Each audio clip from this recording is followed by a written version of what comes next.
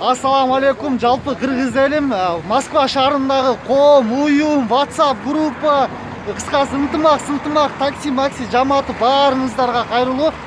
Мына мондай элчиликтин алдында күнүгө жолугушуулар, күнүгө чогулуулар болуп атыптыр.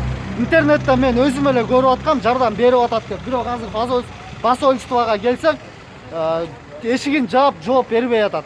Биздин бийлик өкүлдөрүнөн качан жардам келет бул белгисиз албетте.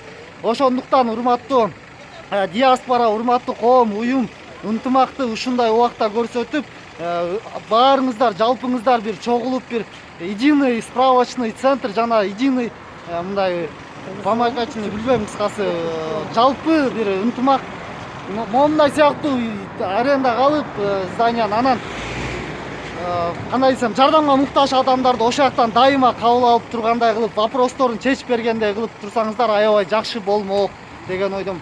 Урматтуу Москва шаарында эмгектенип жүргөн кайдыгер карабаган кыргыз элим, баарыбыз эле азыр кыйналбасак дагы алдыда эгерде бул вопростор чечилбесе баарыбыз кыйналып калышыбыз мүмкүн. Россия бизди целый вечность бакпайт. Ошондуктан ушул видеону дагы таратып, жана тааныштарыңыздар ошол диаспорада, ошол уюм, коом, соомдордо болобу, ошолор менен да сүйлөшүп, мындай өзүбүз кыймылдап, ынтымакта анан бийликке кайрылып, ошол бийликке биз көрсөтүп туруп кайрылсак, бул аябай сонун болот эле. Ага чейин деле бийлик өкүлдөрү албетте биздин кандай десем, кайрылуубузду четке какпайт. Анан урматтуу депутаттар, урматтуу дегенде эле жарашпай калды силерде. Бул вопросту чечишиңер керек. Ассаламу алейкум. Айта кетчү нерсе, ыйык Рамазан айыңыздар кут болсун, орозоңуздар кабыл болсун.